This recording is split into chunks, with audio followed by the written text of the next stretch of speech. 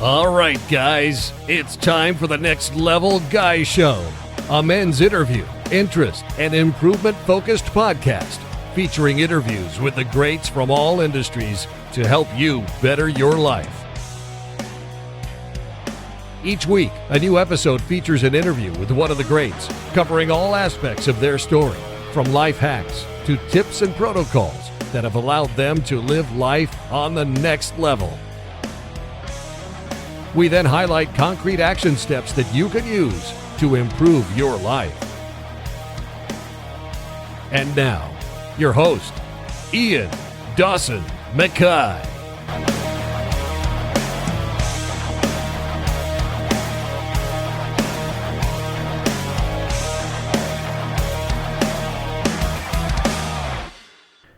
If you're struggling with dating, the problem isn't the apps, the city, or your age. It's how you're using them. Be intentional, be confident, and most of all, be yourself. And that's a quote from today's guest, Erika Ettin. Dating in the modern world is a battlefield of swipes, texts, and ghosting. And if you're not playing the game right, you're getting left behind. And that's where Erika comes in. She's not just a dating coach, she's a strategist, a game changer, and the secret weapon behind thousands of successful relationships. As the founder of A Little Nudge, Erika has taken the guesswork out of dating. Armed with a background in business analytics and a sharp, no-nonsense approach, she helps people craft dating profiles that stand out, send messages that actually get responses, and navigate first dates with confidence. Her expertise has been featured in the New York Times, the Washington Post, NPR, and more. Because when it comes to modern dating, she knows exactly what works. If you're tired of endless swiping, awkward conversations, and wondering why dating feels like an uphill battle, Erika is here to shake things up. Get ready for real, actionable advice that will transform your love life. And now, let's get to the interview.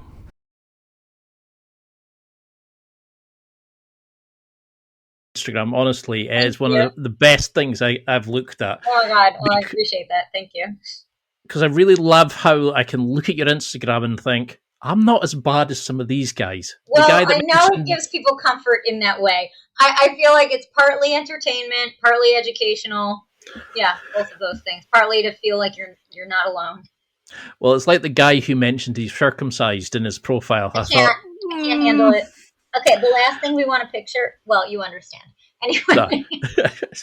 Because that's the thing. I mean, I went to a job interview today. It's probably why I look like a public school boy. And I thought, we can market ourselves in these interviews, and we can talk about our experience or history. Yeah. But we can't talk about our dating or ourselves to put a lifelong partner that's going to give us happiness. Where do you see guys going wrong? How do you think we struggle in that sense? Do you mean in the online or just in general?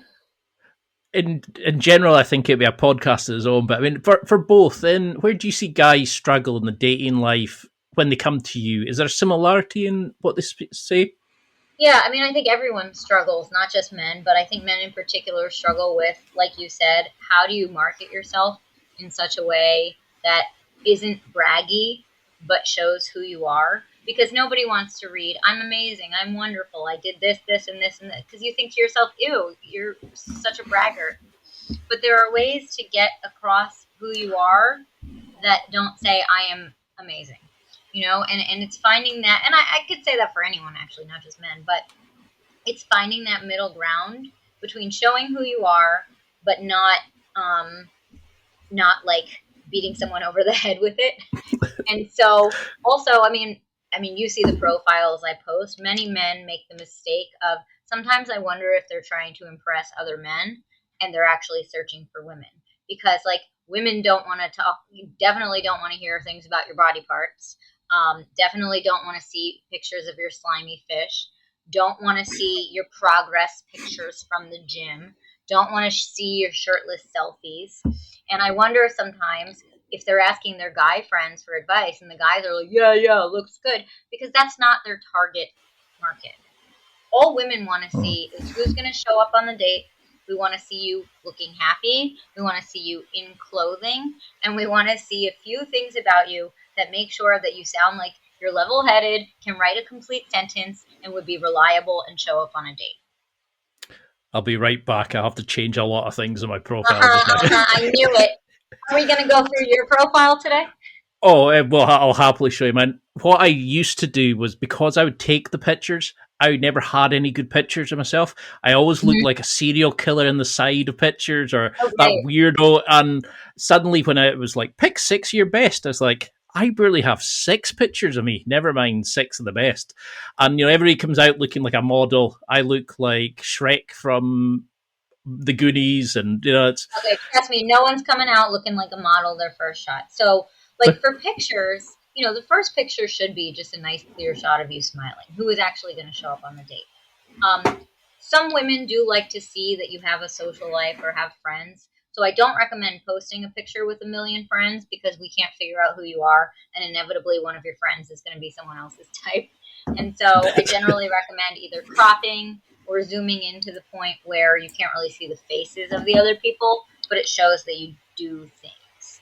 A red flag for a lot of women is, are they all selfies? Are they all at-home selfies? Are they all taken the same day? That indicates, do you have friends? Do you have any other people in your life? What are you actually doing with yourself? So you just need a little bit of variety in there. So how would you start then? So say somebody has been single, they come out of divorce, they've had no game. How would putting yourself down, by the way. I think you look great. You sound great. But if you tell me that you're not great, I'm going to believe you.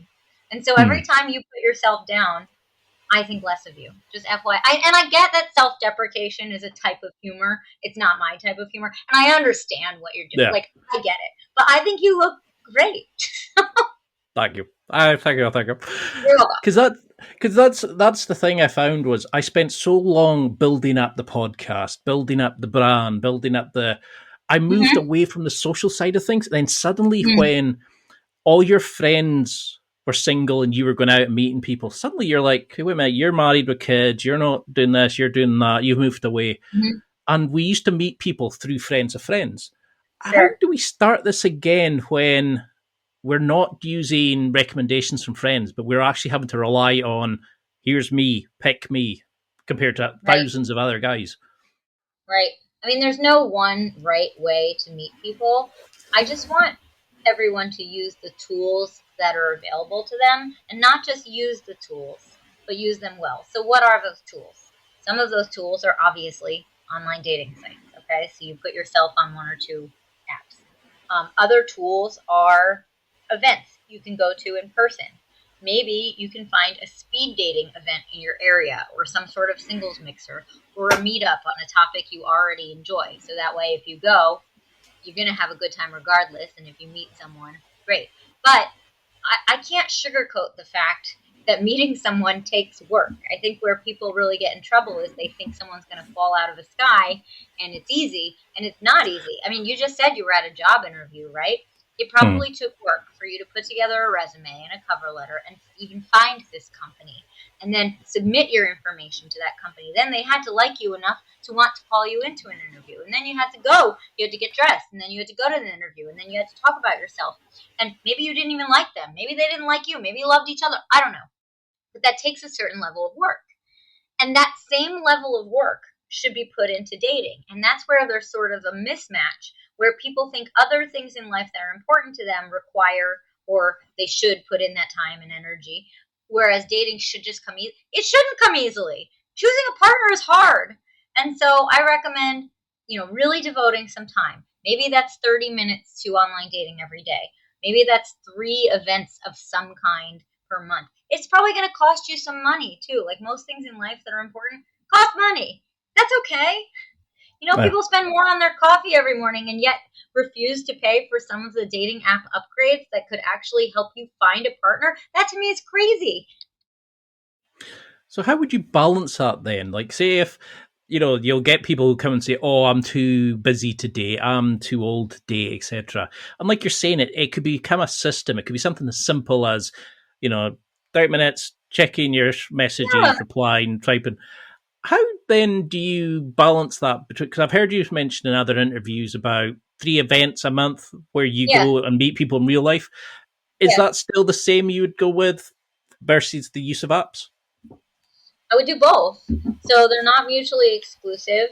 It's not like there's no, it's not like do apps or don't do apps, do events or don't.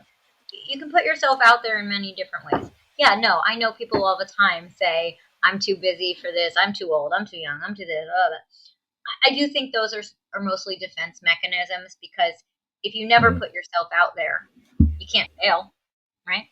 So if you say, well, I'm too busy anyway, then if you don't meet someone, it's like, well, I was too busy.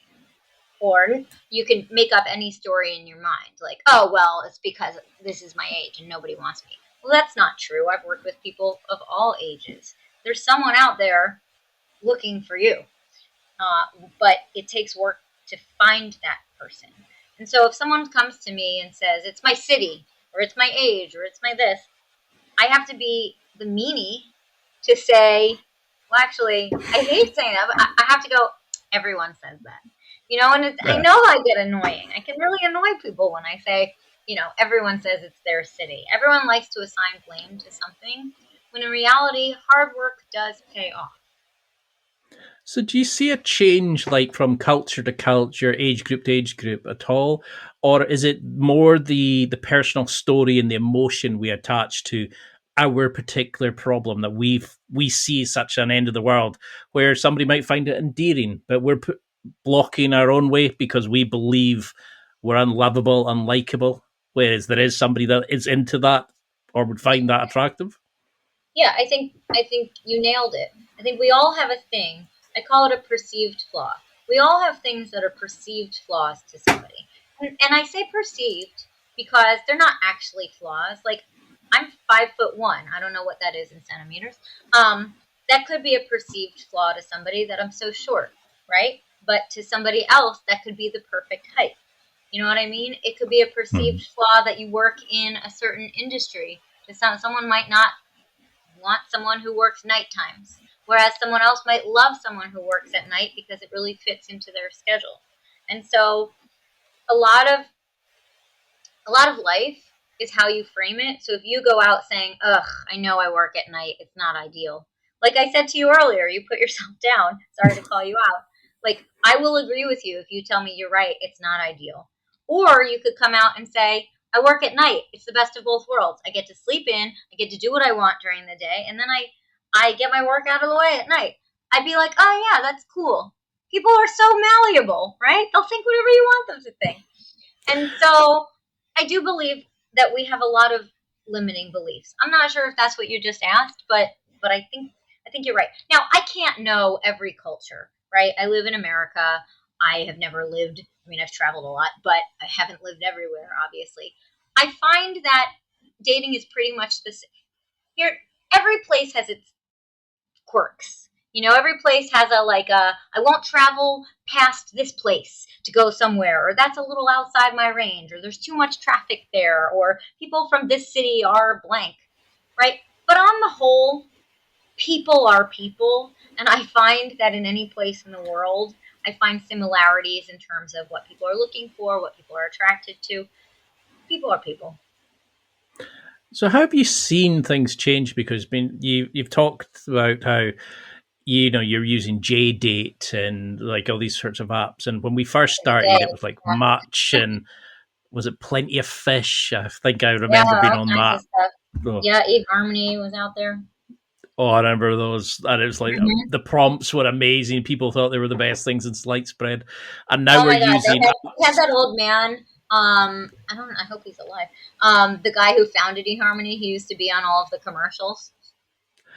There's that guy that you'd always see them. They'd always be all about like, I'm on 50 dates a minute, and you're like, well, why are you advertising that? Would you not keep that as your gold mine? But how have you seen this from like our grandpa's ages through onwards? Like how's attraction dating? Because it's gone from, you'll meet at the diner and have a smoothie together to I'll flick through 400 people while I'm waiting to get a cashier at a checkout, How do you think it's changed in our attitudes to dating? Have we got to a point of instant gratification. If we're not getting exactly a date and an attraction, that's it, we're moving on. Yeah, I think dating is a lot hard. It's easier to meet people these days. Like, people are more accessible to us, but it's much harder now too because there are so many options. So like you said, um, in our parents' generation, our grandparents' generation, like, my parents lived in the same apartment building. That's how they met. That's how a lot of people met. Work, friends, proximity. Now, yes, people want instant gratification. That's why the apps like Bumble or Hinge are so popular, because people are attached to their phones anyway, and so they can do everything they want at the swipe. But because there are more people on the apps, I don't think we know anyone who's single who hasn't tried a dating app. Um, it's easier to dismiss people or treat them like commodities because there's always another person around the corner. And that is certainly frustrating. And part of what I do in my coaching is, if you go on a first date with someone and it's okay, not great, not terrible, give them another try. You have nothing to lose except another hour out of your life, because this is a real person who probably has some value they can bring to your life. And if we dismiss everyone based on an hour snapshot, then I don't think anyone would meet anyone, because that's just not truly representative of who somebody could be. So yeah, I think dating is a lot more difficult now. It's easier because we have access to more people, but it's more difficult to find that connection because people are quicker to judge and quicker to dismiss. And that's frustrating. And when you can see everyone in a catalog, like the menu, you probably don't have the Cheesecake Factory, like the Cheesecake Factory menu, and you see everyone just lined up next to each other, who's not going to want to pick the shiniest thing? Yeah. I mean, because I've seen people go the two styles, it's either, oh, there's amazing, there's so many people in this app and to choose from. And other people will say, oh, there's so many people on here, I'll be single forever, because I'm not getting any likes. So they see it through their own perceived bias. They see it with their own lens of, and it's infuriating. And I've been both sides of that. When I was younger, I would be getting dates all the time, and I would be like, brilliant, all these new people. And the stories you tell yourself is what that's your prevents us. reality.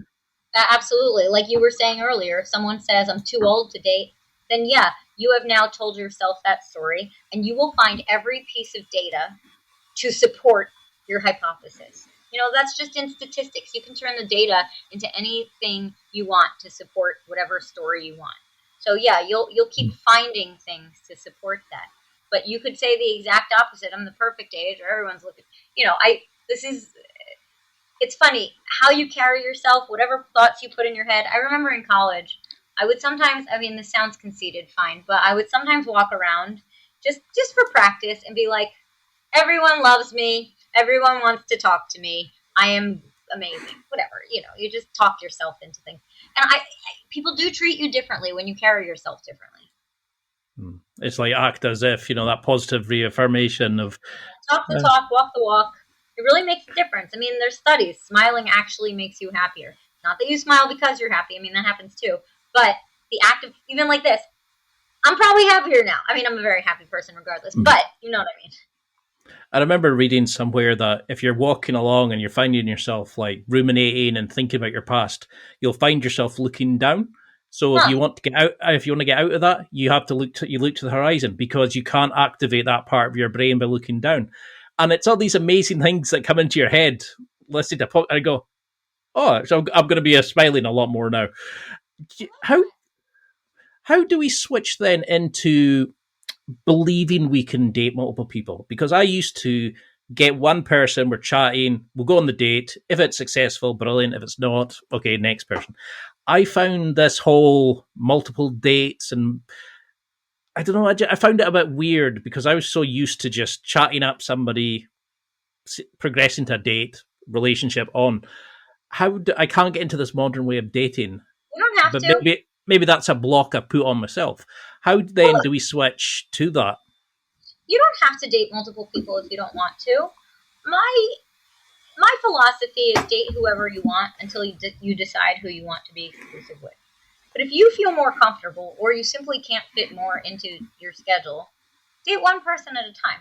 I just want to make sure that if you choose to only date one person at a time, it doesn't somehow amplify the seriousness in your mind. So let's say you've been on 2 dates with someone. You have really zero desire to be seeking someone else out because you want to explore this and see where it goes. That does not mean you are in an exclusive relationship with this person just because you've chosen to not date other people. Does that make sense? That's why I usually encourage people to date more than one person at a time in the early stages, so they don't get so laser focused on the person they're dating that they think it means something more than it does at the early stage. Does that link into the dating NATO, like not attached to the outcome that you've talked about?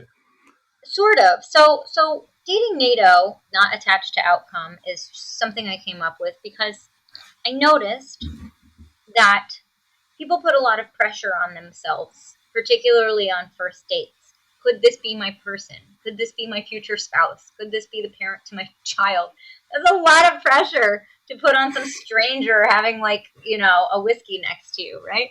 So rather, even though you might have a desired outcome in mind, your outcome might be a long-term relationship.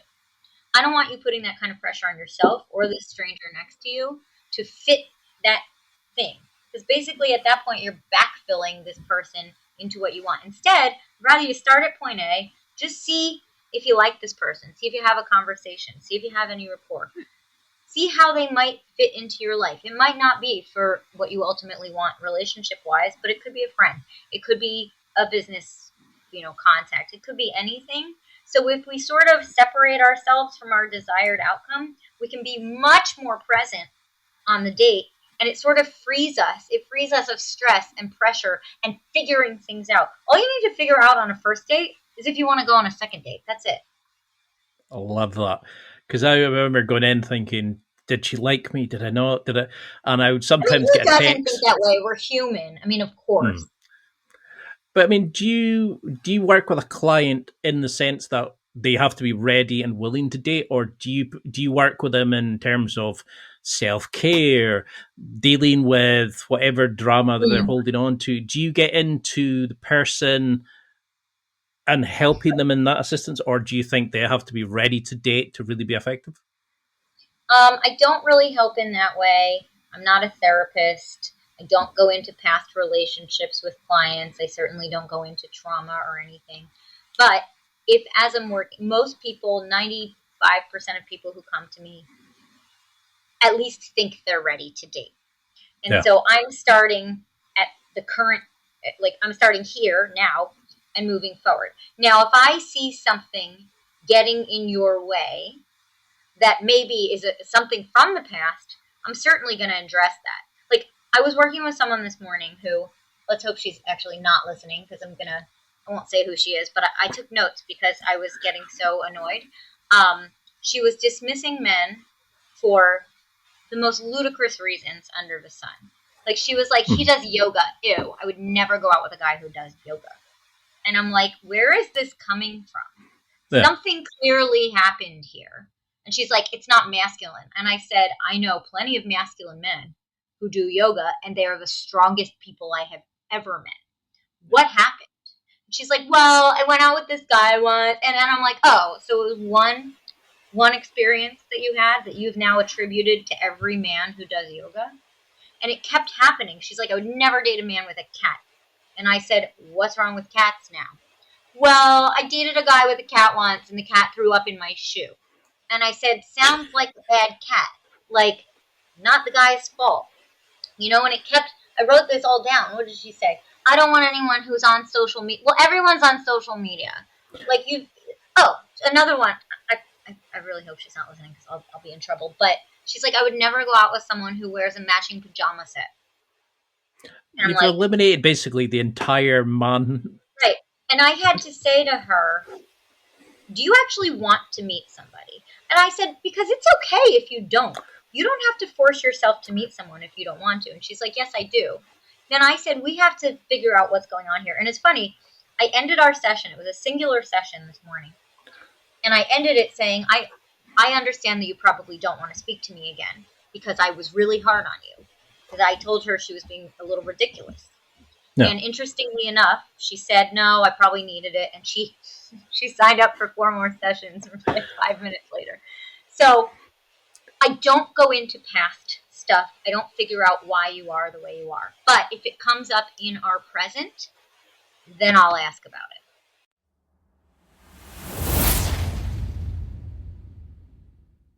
It's time for a quick break. There are millions of potential products to buy, so how do you know which ones are worth your hard-earned money? Simple. You go to nextlevelguy.com/affiliates and explore those that will transform and improve your life. You'll find deals, listener exclusives, and special offers with some great companies. Recommendations are 100% honest and only on items Ian has tried or believes in. The companies showcased will make you a better man in all areas of your life. Simply go to nextlevelguy.com/affiliates and level up.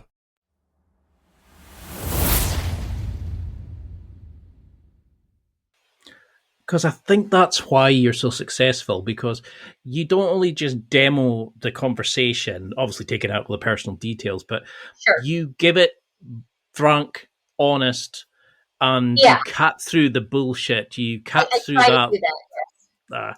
And I think that's what a lot of people need is we put these stories and she said this and what does this mean? And you're like, just ask them. You know, you let people, you don't get let us off with the stories we tell ourselves about, oh, it's their fault, this fault. Because some of the stuff you see is horrendous, but I love that you're showcasing it to us to say, this is what girls think about you. This is what this shows you as.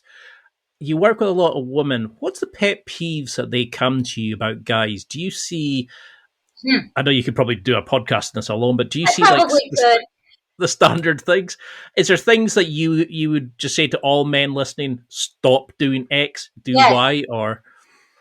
All men listening, stop sending a daily good morning text before you know somebody. Please stop. It's horrible. Stop asking people, how's it going? How's your day? How you doing? How's your week shaping up? How is this week treating you? You don't care. We don't care. Make actual conversation on an actual topic. Yes, I would love for all men to be... Okay, now, I know we're being a little heteronormative here, but in this situation, we are talking about men dating, mostly men dating women. But in general, I would say for men, be more decisive. Ask someone out and mean it. Don't be a wishy-washy, hey, we should grab a drink sometime. How about, it would be great to get to know you over a drink. When are you available? That is so much better than a wishy-washy. And I understand that, sorry, I'm getting fired up. I understand that people are wishy-washy sometimes because it softens the blow of a rejection. If I sort of ask her halfway to go out, if I sort of say we should grab drinks, if she says no, it's like, well, at least I didn't ask her on the date. Okay, I'd rather you get a real no or a real yes than you asking wishy-washy, her being annoyed because you didn't really ask, and then everyone being confused as to whether this is a date or not. Yeah, because I'm thinking how many guys just now are trying to think, well, I don't want to be too forward because she'll read this or that into it. And all she reads into that is, you're obviously not that interested in me. Right. Whoop-de-doo. If you're not interested, so be it. But I would so much rather a guy say to a woman, like, I'd love to, to take you out for a drink or ask you on a date. I mean, heck, use the word date. It's just, I get that people are afraid of it, but there's nothing to be afraid of. It's a date. You're not asking for a marriage proposal. Because I found you on Instagram originally, and 2 minutes in, I was like, she gets it. This is my kind of date coach. I love how you... Thank you. It's almost like you're talking to me a lot of times by going, Ian, you're doing that. This is an example, Ian, stop that. And it was that moment of kind of like, yes, okay. And I was like, I'll do this. And I got back into dating. And I think that's the problem is there's so many apps, there's so many things. Do you find, and you went from finance to dating coach, the well-known transitional career choice. Oh, yes. Standard protocol. But you love having a spreadsheet. So I'm Mr. Excel. And you used it to analyze your results and your conversion rates and all that. I love that stuff. Thanks. But how, from your data, this is so weird. From your data, what apps give you the best bang for your buck, so to speak? So it doesn't matter which apps. You just have to be proactive about whichever ones you're doing. So I see people all the time. Let's use What are you on? Hinge? Like what's your favorite? Hinge, Bumble, Tinder. Okay. I suck at all of them at the minute. Okay, well let's just use Hinge for the sake of example. It doesn't matter which tool you use. You just have to use the tool well. So if I'm coaching someone and I look at their Hinge and they're not sending outbound messages, they're not checking their inbound likes, and they're having boring conversations that consist of hi, hey, how are you, how's your day, they're not using the tools to their advantage. So I do Hmm. not care which tools you use. I mean, the most popular generally around the world right now are Bumble and Hinge. So that's what I have 90% of my clients on, with the exception of I have some of my older clients on like some of the sites that are geared towards people over 50. But other than that, Bumble and Hinge are pretty popular. Ian, are you ready? I'm ready to hear your Hinge profile. Let's see. Oh I boy, think it's bad. I mean, because you're really let's selling see. yourself. Oh no, I changed this recently because I had tried an AI version and I had Oh boy. tried one that I had written previously. Uh huh. Um, let's see. Is there an actual bio on Hinge? Okay. It's three prompts. Okay, so unusual skills. I can llama sheep. You can what? Uh, Llama sheep, What does like that mean? help them give birth. I grew Oh up my in the god. Highlands. I grew up in the Highlands, so we could deal with sheep. I needed something weird. Okay. A random fact I love is wolves and ravens have been filmed working together to hunt and share food. The raven identifies from the air, the wolf kills it, and they share the meal. Even the ravens have been shown to play with wolf pups. I found that quite interesting. Mm-hmm. And this year, I really want to start a relationship and tick things off my to-do list. Oh, I need to change these. This is so old. Okay, so I have feedback. Do I have permission to give you feedback? Oh, I think I need it. Okay. So when I hear, even though I didn't know what lambing a sheep meant, when I hear that, I love animals, don't get me wrong. But I'm actually disgusted because I'm now picturing the birth canal of a sheep and I'm picturing it bloody. And that's the last thing I want to think about when I'm picturing who I want to go on a first date with. And so Yeah. I think that's a really cool thing that you enjoy. But I would rather hear that you grew up on a farm then you know how to birth a lamb. Because again, I'm now picturing just like the gory, birthing, which I don't want Hmm. to associate with you at this point. Okay. Yes. Number two, not dissimilar. Your fact, at least you understood what a random fact is.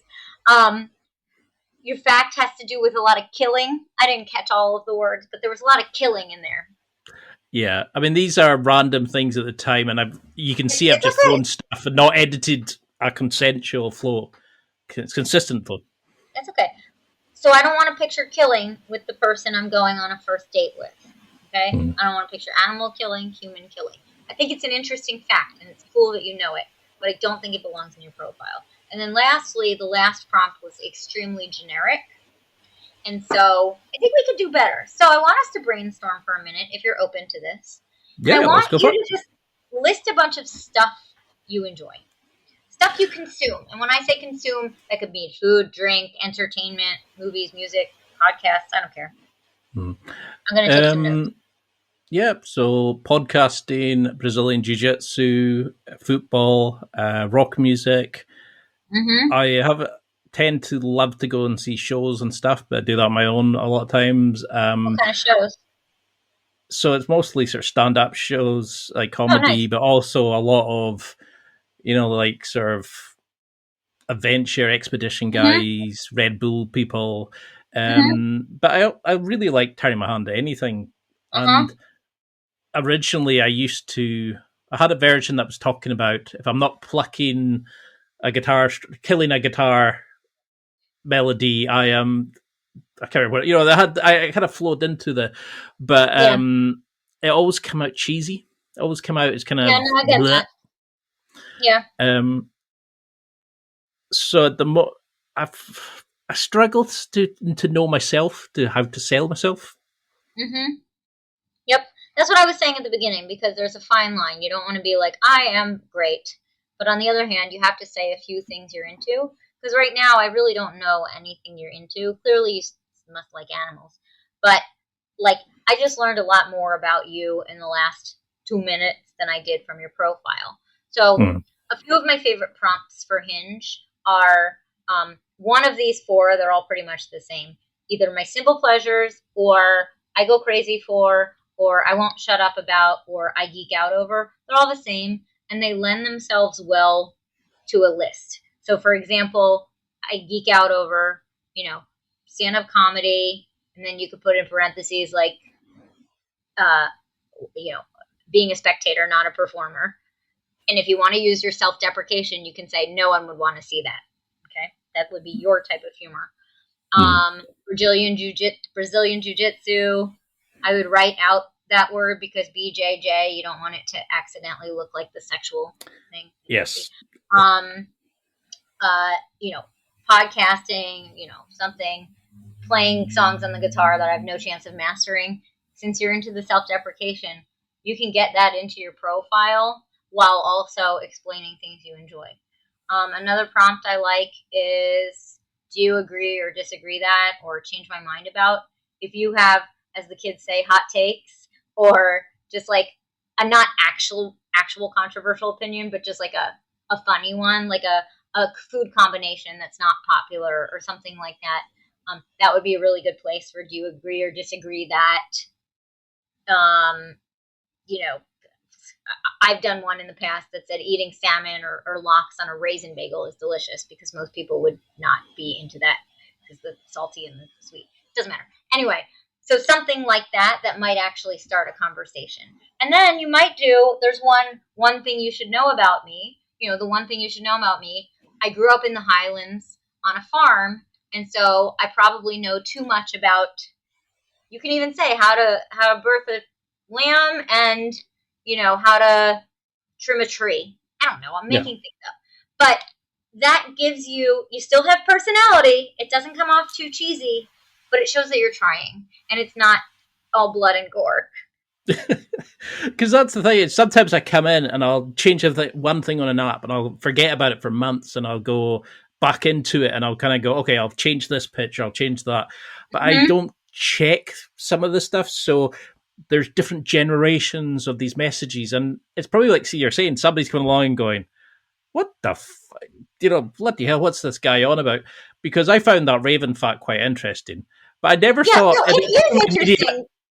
I needed a new one, but I never thought about how it's actually perceived by someone else. I never thought, I don't want to picture animals killing each other when I'm thinking about who I want to go on a date with. Well, I have some unique ones. How do we spread these pictures then? Like if I was talking about Brazilian jiu-jitsu, playing the guitar, is it you want to see a picture of some of these things to kind of incorporate it, or are just random photos? Like, because you said about, that you want like a full body one, you want this, you don't want just selfies on the same time. But how much activity versus natural versus other styles of photos? I don't want them to be too staged. You don't need your Brazilian jiu-jitsu. It's plenty to just say you enjoy it. If you wanted a picture of you playing the guitar, sure, fine. But basically, of the 6 pictures, the first one should be a nice, clear shot of your face. The second one should be a full body. I just want them to look like a representative sample of your life. So maybe you're at a comedy club and someone snaps a picture of you there. Maybe I know it's easier said than done. I get it. I know that's why men have so many fish pictures, because it's the only time they feel appropriate asking a guy, being like, "Bro, take my picture." I get it. It is hard, but I would say if you're out with friends, as weird or vain as it might sound, you can be like, "Dude, I know this is embarrassing, but I really need a Hinge picture." Any of your friends would be happy to comply. They might laugh at you, but they'll also comply. Because that's the thing, isn't it? It's like a lot of guys, it's just, oh, well, that'll do. That looks, okay, we'll take it from there. I know. And I used to always be the guy taking the photos. So then suddenly I was just like, oh, right, what to do here? And I remember reading my profile out and showing pictures, and people said, well, that's a terrible picture of you. That's the one you should use. Or here, that doesn't. Let me see. Well, people were saying, like, let's get Hinge open. See what you got going on. I'm totally putting you on the spot. Go for it. Why is it not letting me show the You don't have photos? to if you don't want to. No, I mean, that was one of my... Hard to see. Pull it back. That was one of the photos I had back when I was styling. All right. Because I put on a lot of weight over the COVID period, and I'm slowly getting it back off, but I don't feel that confident anymore. There was one with the dog. Oh, is that your dog? It was a family dog at the time. Cute. So yeah, no, I understand. As long as your photos are recent, that's the most important. Well, I've got ones there. I had one in my jiu-jitsu gi that was slightly old. Okay. And then there's just two kind of headshots. Yeah, when I look at them now, I see how they're not giving anything away. They're not showing the type of person or the activities I do, and that is a big. People just want to see what you look like. So, like, I was reviewing a guy's profile recently, and it was awful. And he had all of these like mirror selfies, and it was terrible. And I'm like, "What are you doing?" And he's like, "Well," he said what you did. He's like, "I didn't want to come off too cheesy, too corny." And it's funny. I came up with the language after, but I wish I had said to him, "In your effort to look like you're not trying too hard, it looks like you're not trying." And that's what I want to avoid. I would rather you look like you're trying than not. And I think even that's if it what I've comes done. A little corny. I think I've definitely done that before, where I put so little effort into it, and then I come back to it. And I remember somebody emailed me once and said, "Your photos are hilarious, but that's not what you're meant to be doing." And we ended up going on a date because we started a conversation on that. Because I had a photo of me in a whitewater rafting where I had just inhaled a heap of water. I had one in a kilt when I was doing when I did a skydive wearing a kilt. All this kind of weird things. And I think I need to go back to actually showcasing my personality. How do we, once we start editing ourselves, how do we start then looking at their profile, analysing it, seeing who's suitable, understanding like where's yes, we're attracted to them, but not, okay, well, that's not my type. You've said about how we should just approach and go on dates with everybody, remove the story. How do we get into this and pick the right people, use the filters correctly? How do we how do we not just click, but actually pick people who are suitable for us? It's not lost on me that men are visual. So of course you're picking people. Of course the first picture is your first like barrier to entry, right? But I encourage everyone not to just choose based on that first picture, but to actually look at the profile and read the whole profile. If something's important to you, like a particular religion or something, make sure you're looking this stuff up. I don't want you. I get it. Most people are not going to listen and will just choose based on that first picture and look later. I understand that. But I do encourage looking at the whole profile. I think if you're attracted and she seems normal and nice, go for it. And when I say go for it, I don't mean just like. I mean, at least on Hinge, write an actual message. Don't pick a picture. Pick something she's written and ask a question about it. So I don't want you to just be liking her hottest picture. That's a no. But it's, looks like you're climbing, Machu Picchu. I went to Peru in 2019. Did you like it? Just something related to something she's written. Because I would always pick something like that, and then I would ask a question on it. But right. How much do you go into this? Like, how do you know if it's a good opener? Do you have like a kind of test method? Most openers, if you write something like I just said, as basic as it was, that's going to be better than 90% of the messages that women get, because they don't get messages. Most people are so lazy and are just liking, and it's frustrating. And that's why I have people write this, what I call Hinge cheat sheet, which is basically if someone only likes a picture of yours, have a little canned message you can write to them about that picture. Oh, thanks for liking that picture. That was at Machu Picchu. Have you ever been? And so any message that's not sexual, that's written in complete words and sentences, is going to be better than most every message they get. Trust me, I see a lot of these. I mean, that's really helpful to know, because I must be one of the few people who actually reads, because I always like Good. picking something off their profile and mentioning Good. it rather than, oh, she's in her bikini, I'll pick that photo. Right. I much rather, oh, she's hill walking, she's gone off to here, or this is my aspirations. But men Yeah. are obviously visual, where a I lot of know. women they pick the emotional side of things. How do you persuade men to basically grow up and do that? Because I can't it's persuade difficult. anyone to do anything. I can encourage, though. I can say that your results are going to be better if you do this. And then, of course, I always get pushback, which is like, I used to do that, but then I wasn't getting responses, so now I just went back to liking pictures. Trying less hard is not going to give you the results you want. That's like if you said, well, I'm not getting any of these jobs, so I'm just going to send a trash resume and see what. You're not going to now get your dream job. But I suppose that comes back to what you said before, is when they then come onto your profile, if they're not seeing the real you, or the the ravens killing the wolves and all that, they're kind of going to go, whoa, this is it. So how then do you look at each person and go, okay, I could see a potential friend out of this? I could, are we keeping it that open, or do you just look and go, how selective in our scrolling do you guys, or do you ask them to be a bit more open to give everybody a try rather than the preconceived, No, this you is have my to be. style? I mean, you have to be somewhat attracted to someone. I would not go in thinking we're going to be friends. I wouldn't go in thinking anything. I would go in thinking, yeah, all right, I'll write to her. We don't know what kind of relationship it's going to be. I hate when people say that. Like, looks like they could be a friend. We don't know. And so No. I would say, if it's like yeah, sure, write a message, because odds are, look, response rates are very low, unfortunately. Odds are you're not going to get a message back anyway. So why wouldn't you try? So how would you start that?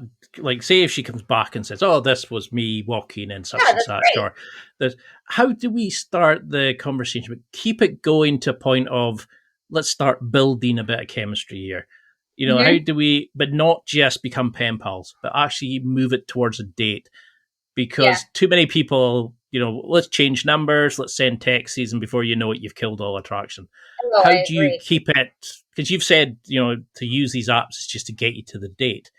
What is Exactly. a Yeah. realistic amount of time, messages, etc., that you should be looking Under at? a week. I would say under a week. Within a week of matching and having the conversation, I'd like you to line up a date. I'm not saying you have to meet within that week, but at least be talking about schedules. I do recommend arranging the entire date from the dating app, so you don't have to exchange phone numbers, you don't have to take it off the app. So much gets lost by the time you exchange numbers, you take it off the app. Someone inevitably drops the ball or says something that gets misconstrued. So my recommendation is you have a few back and forth, and then you say something like, I'm really enjoying our conversation. Would you be interested in meeting for whatever, fill in the blank, a coffee, a drink, a walk? Let me know your thoughts. Or I'd love to learn more about you in person if you're open to that. Because It's I very love it. simple. Because, like, in your social media, I love how that there's so many great examples of what not to do for guys. Like, your Instagram is a gold mine of just, don't be this guy, don't be that guy. For Pretty the love of, much. don't say that. Yeah. What are the main red flags that you kind of notice or you see clients mentioning with guys? Is it that they come with an expectation that if they're taking you out on a date, it means Mm. something? Are we coming that we expect sex in the first date? Like, what's the kind of worst things or the immediate red flags that guys do in the I hate this pickup phrase, but the text game that can Hmm. put somebody off you despite the initial attraction? Yeah, I mean, the biggest turnoff is bringing up something sexual prematurely before you know someone. That's the Hmm. biggest turnoff. It's disgusting because most people want some type of physical intimacy in their relationship. And most people are going to want to talk about it. Most people are going to want to flirt perhaps in that way, but not before they get to know you, because here's the thing. If you're doing this to me, you're doing it to everyone. And it Hmm. looks like you just have no, one, it looks like that's your only goal here. And two, it looks like you have no discretion. Like if a guy writes in his profile, my perfect Sunday is brunch, a football game, and sex. Whoa. Because it says to a woman, he'll have sex with anything. Ew. Right. I don't want to be a part of that. Yet in reality, she probably wants the exact same thing, not having it listed. Yeah, you don't need to say it out loud. It can be. No.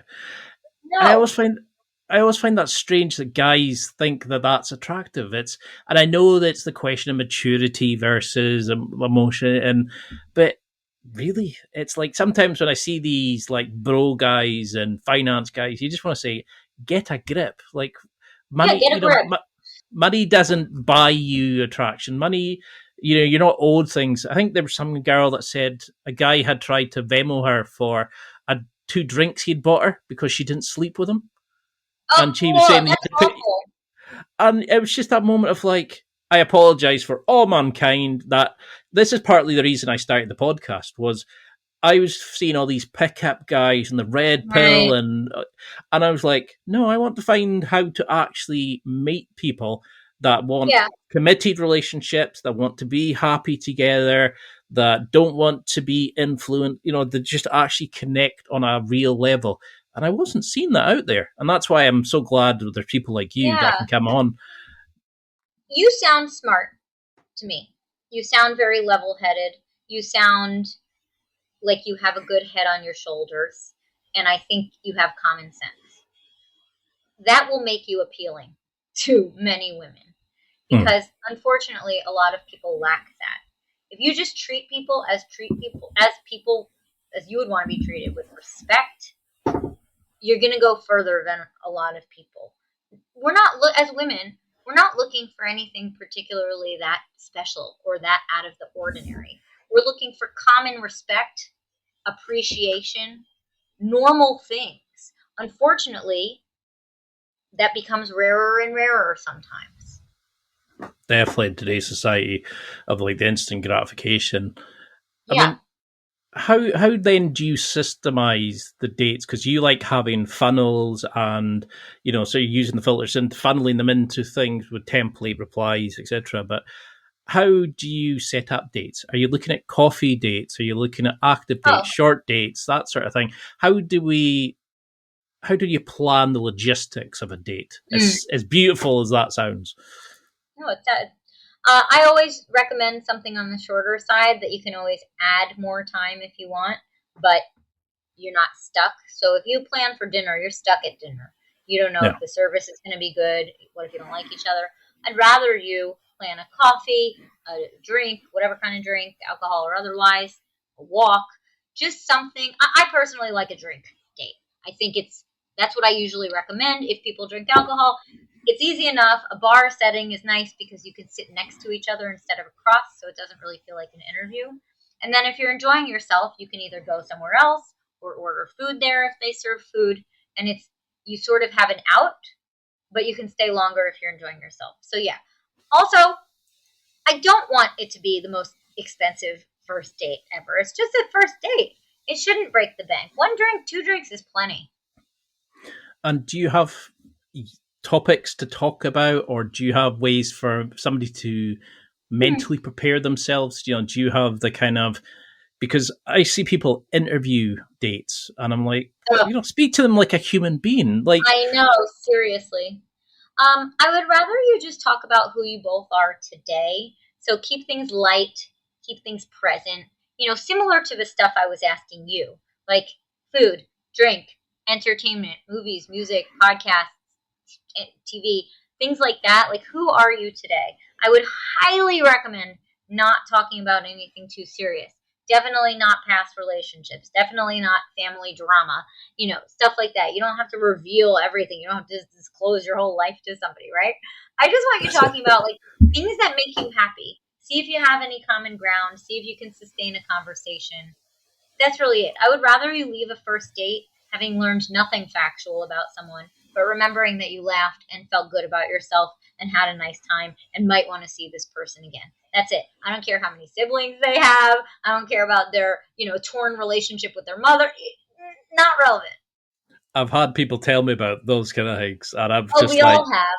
I get it. Yeah. And look, if someone starts revealing too much, I'm not telling you to stop them. In fact, I'd want to hear what they have to say, because so much in the early stages is just observing.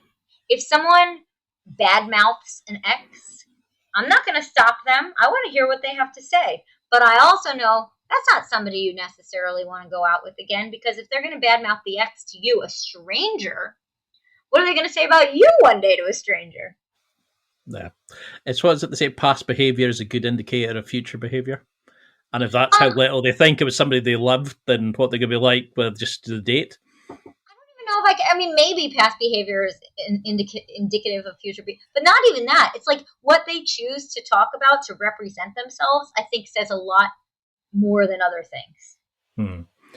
And then, so how do you review a date? How, I mean, do we look at it in terms of how, because you've got a great series of prompts on your social media, but could you go into a little bit about, like, how do we and when do we review after a date? Is it the next day? Do we look at how they made us feel? Can we see ourselves with them? Was there attraction? What kind of things do we include? I wouldn't even analyze it to that extent. I would just think to myself, am I curious to have one more conversation with this person? If yes, go on second date or ask them out on second date. If no, don't. That's it. Let's boil it down to something really simple. Do I want to have one more conversation? And how difficult do you find, because you're the queen of the puns, how difficult do you find going on dates without using puns? Oh, I can't get through. Actually, I got through most of this interview without using a pun, so congratulations to me. I was quite disappointed. I was waiting for it because I'm disappointed in myself. I'm disappointed in myself. But now I'm on the spot, so I can't do it. Well, that was going to be one of my questions was, now you've looked at my dating profile and I'm thinking what you could have said. Because I think that is something that comes across as you're warm, friendly, bubbly, that you say it as it is, you connect, but you're also, all your passions come through you when you're speaking. Are we talking about me or you? Oh, sorry, were you? And I find that brilliant. I find that brilliant that I know you from listening to episodes on your social media for podcasts. I know that you are the you behind the screen. And nice. Thank you. And I find, but you spend a lot of guys, they turn up and you're like, or girls, and you go, that's not who I was dating, or that's not the person that they came across in the game. And I find it's quite funny. It's like we play characters behind the scene, and you're thinking, but that you're quickly going to get found out. And I quickly lose attraction if there's only looks. I need more than that. I need connection. And I think I do probably need a dating coach, to be honest, at times. Well, I hear there is a good one in New York who you can work with over Zoom. So, no, but I agree with you. I think a lot of people sometimes try to portray themselves in such a way to attract a certain type of person. But the reality is we don't know what the type of person you're looking for is looking for. So the best thing you can do is just be yourself. It's going to turn on the right people, and it's going to turn off the right people.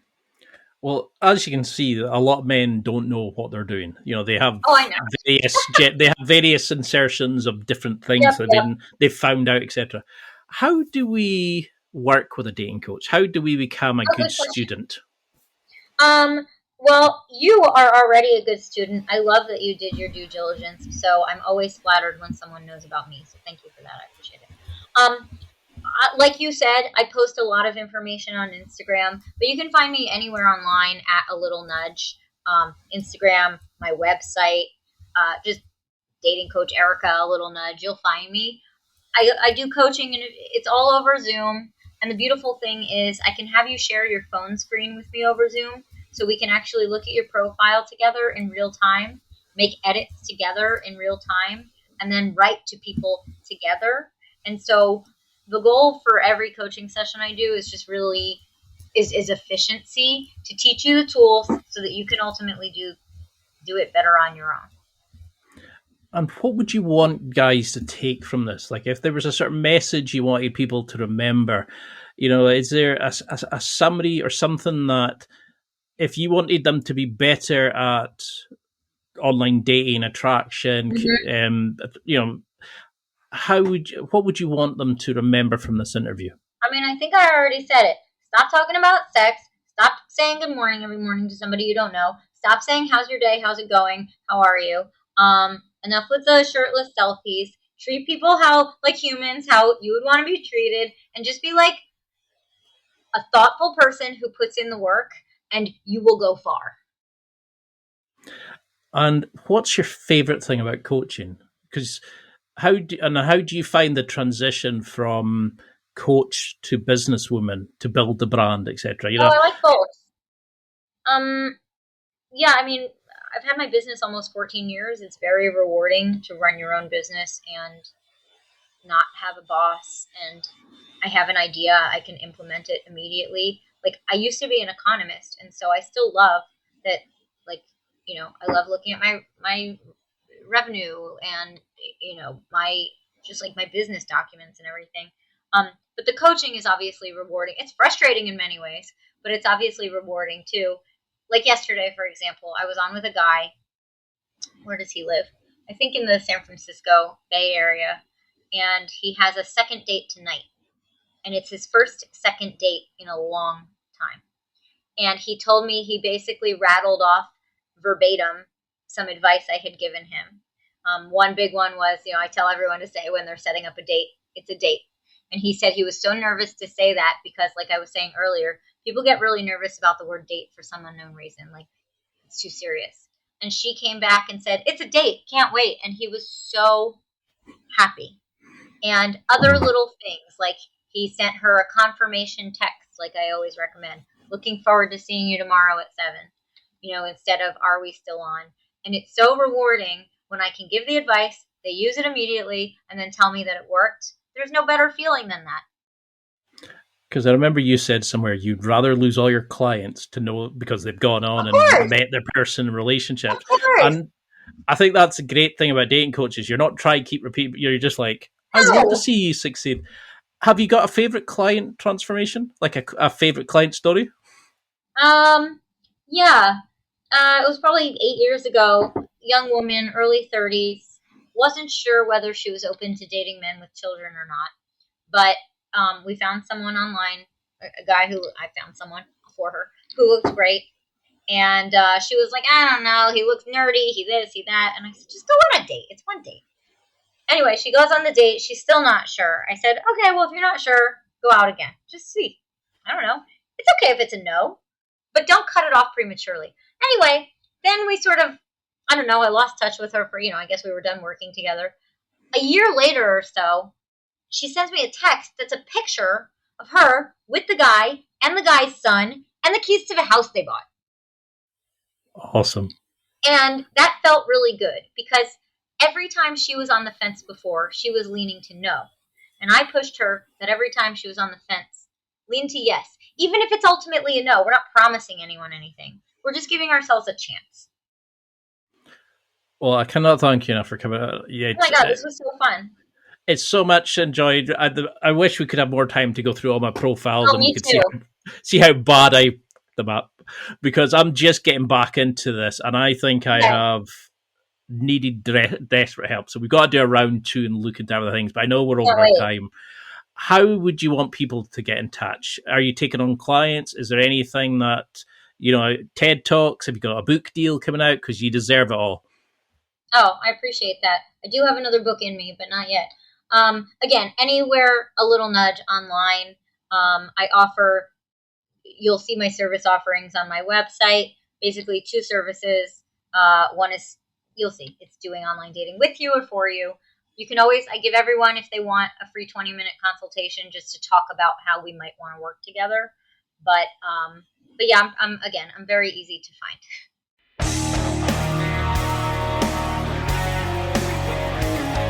Well, that's it for another week, and thank you for listening. It's now time to take what you've learned and use it to develop and enhance your life with the key points mentioned. Listen, try it, embrace it, use it, and crush it. Now's your time to hit that next level in your life.